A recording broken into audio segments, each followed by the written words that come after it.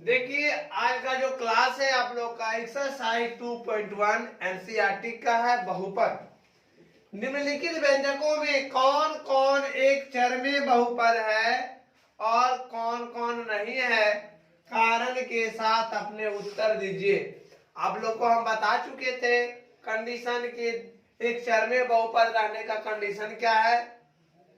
तो देखिए नंबर 1 में 4x² - 3x + 7 क्या एक चर में बहुपद है, क्योंकि एक चर में बहुपद रहने के देखिए इसमें कितना चर है और आपका ये घात कितना है 2, यानी बहुपद के रूप में है। तो लिखेंगे अतः क्योंकि ax² + bx + c के रूप में है। अब कहिएगा कि a के जगह पर कुछ भी रह सकता है, यहाँ देखिए प्लस माइनस रहे चिन्ह से कोई दिक्कत नहीं होगा, ठीक ना। लिखेंगे अतः यह एक चर में बहुपद है। फिर देखिए 2 नंबर में y² + √2, ये भी देखिए सेम कंडीशन है, सिर्फ आपका जो घात है ना वो माइनस में नहीं आना चाहिए, है ना। यदि माइनस में आ जाएगा तो चर में बहुपद नहीं है, या तो फिर उसका घात 1 से कम नहीं होना चाहिए, 1 से कम भी हो जाएगा तो चर में बहुपद नहीं होगा। लिख देंगे अतः यह एक चर में बहुपद है, ठीक है। नेक्स्ट देखिए तीसरा नंबर आपका है 3√t + t√2। देखिए ये चर में बहुपद नहीं है, क्योंकि इसको जब सॉल्व करेंगे ना तो t पे पावर 1/2 हाफ हो जाएगा t√2। आपको बताए थे यहाँ पे 1 से कम भी नहीं रहना चाहिए। तो लिखेंगे अतः यह एक चर में बहुपद नहीं है। फिर देखिए 4 नंबर है आपका y + 2/y। देखिए इसके नीचे ना कुछ है तो क्या लेंगे, एलसीएम लेंगे। तो एलसीएम आ जाएगा y से 1 से भागा देंगे तो y बार में कटेगा, y गुना y y² + 2। इसको जब सॉल्व करेंगे है ना इस टाइप से, देखिए ये चर में बहुपद नहीं है। लिखेंगे अतः या एक चर में बहुपद नहीं है। इसको एक टाइप और लिख सकते हैं, इसको इस टाइप से भी लिख सकते हैं y + 2y है ना, नीचे ऊपर जाएगा 3 वर्ष चढ़ जाता है। देखिए माइनस में आ गया ना, आप लोग को हम बोले थे कि घात माइनस में नहीं होना चाहिए। नेक्स्ट है आपका 5 नंबर, देखिए x पे पावर 10 + y 3 + t पे पावर 15। ये देखिए इसमें माइनस नहीं है ना, देखिए ये मानक रूप में लिखा हुआ है। लिखेंगे अतः यह एक चर में बहुपद है, यानी आपका इसमें 5 हिसाब में आपका 1 नंबर 2 नंबर और 5 नंबर चर में बहुपद है, और आपका 3 नंबर और 4 नंबर चर में बहुपद नहीं है। सिर्फ इसको इस तरह से ही लिखना था।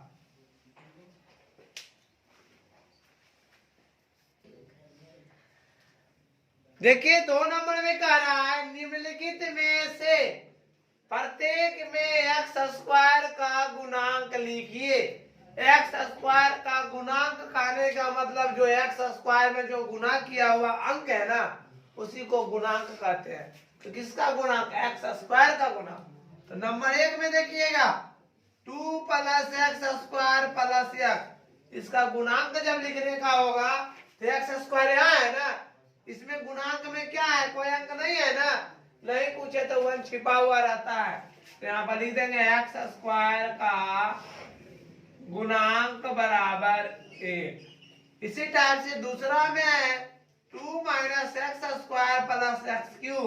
ध्यान दीजिएगा इसमें भी 1 है, लेकिन आगे में क्या लगा हुआ है, माइनस है। तो लिखेंगे x² का गुणांक बराबर -1।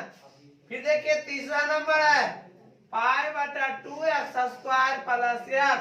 ध्यान दीजिएगा x² के बाद जो भी आगे में गुना रहेगा उसका गुणांक कहलाएगा।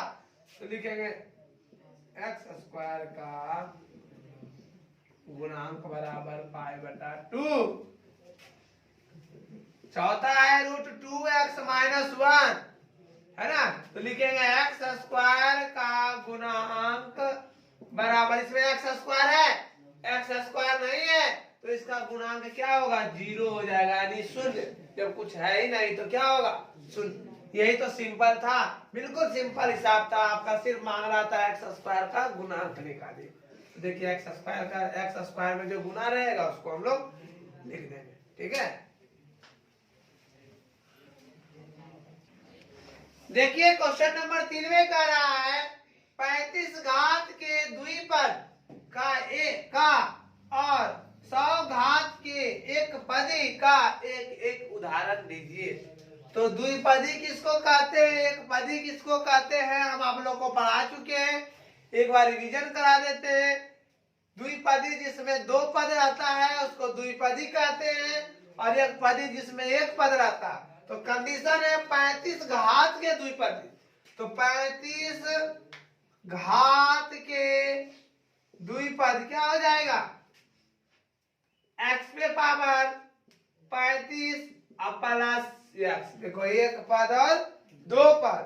अब 100 घात के एक पदी, तो इसको y पे पावर 100 कर सकते, एक पद है कि नहीं, पद देखना है, घात बोला 100 तो 100 लिख दीजिए। अब कहिएगा सर सिर्फ x से लिखेंगे नहीं, इसके जगह पर आपको जो लिखने का होगा लिख दीजिएगा, लेकिन पद 2 होना चाहिए और घात 35, एक पे घात 35 होना चाहिए। और ये एक पदी है, जिसको में 1 पद रहता है उसको एक पदी कहते हैं, तो y पे पावर क्या हो गया, 100।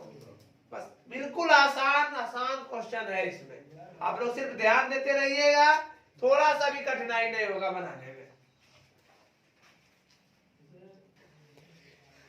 निम्नलिखित बहुपदों में से प्रत्येक बहुपद के घात लिखिए।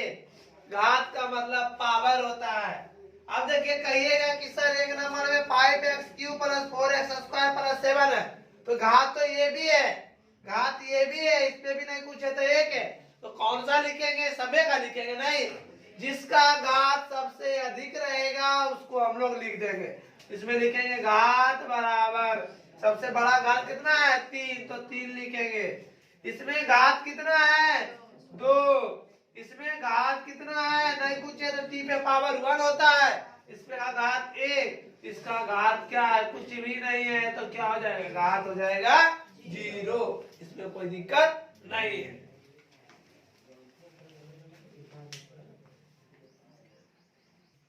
देखिए एक्सरसाइज 2.1 का लास्ट हिसाब है 5 नंबर। आइए देखते हैं हम लोग क्या कह रहा है। बताइए कि निम्नलिखित बहुपदों में कौन कौन बहुपद रैखिक है, कौन कौन द्विघाती है और कौन कौन त्रिघाती है। तो आप लोग को हम पिछले क्लास में पढ़ाए थे कि रैखिक बहुपद किसको कहते हैं, जिसका घात 1 हो उसे रैखिक कहते हैं, जिसका घात 2 हो उसको द्विघाती कहते हैं, जिसका घात 3 हो उसे त्रिघाती कहते हैं। तो देखिए इसमें घात कितना है 2 है, ये हो जाएगा द्विघाती। इसका घात देखिए 3 है, ये हो जाएगा त्रिघाती।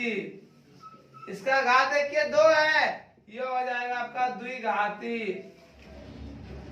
इसमें घात 1 है, इसका घात 1 हो उसे रैखिक बहुपद कहते हैं, इसको कहेंगे रैखिक।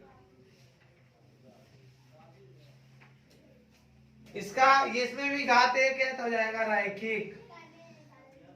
इसका घात 2 है तो द्विघाती, इसका घात 3 है तो हो जाएगा त्रिघाती।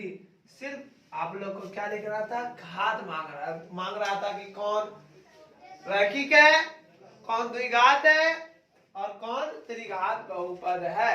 तो हम लोग आराम से देख देख के नहीं लिख लेंगे, कौन सा रैखिक हो जाएगा, कौन द्विघात हो जाएगा, कौन सा त्रिघात हो जाएगा, ठीक है। इस टाइप से हम लोग बनाएंगे। तो आपका एक्सरसाइज 2.1 यहीं पर समाप्त आप लोग का हो जाता है।